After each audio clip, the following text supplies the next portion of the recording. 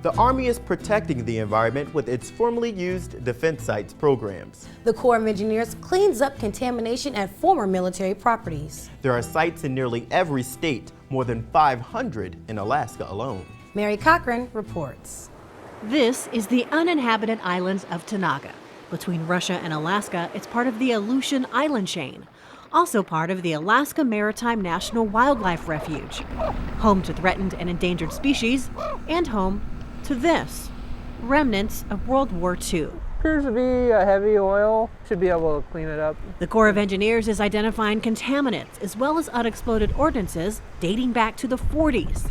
It's a big job, but before work can even begin, people and equipment have to just get here. It is the most remote location I've worked at, and I've worked in Alaska for 30 years. First, there's a 1,300-mile flight from Anchorage. Then there's an overnight in Adak. This was an old naval base. Known as the birthplace of the winds. The wind, plus a healthy dose of fog, means a 40-minute helicopter flight to the island is swapped for an 11-hour boat ride. And we've been on the boat for about 10 hours. So in about an hour, we'll get to Lash Bay. Lash Bay, home away from home for a diverse team, including environmental engineers, geophysicists, an archaeologist, and the most popular, rainy night, figured, hey, give them something warm for the heart. the Corps and AECOM spent almost an entire year just coordinating logistics for this remote site. It cost $2.6 million getting equipment and supplies to support a 40-person camp for about 5 weeks.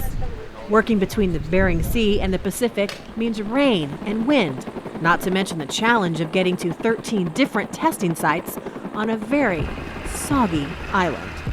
When we're driving these probes down into the ground, that computer will be able to tell us the intensity of the concentration of fuels or diesel or oils that may be down underground, and then at what depth they're located. This remedial investigation will define how much material needs to be removed.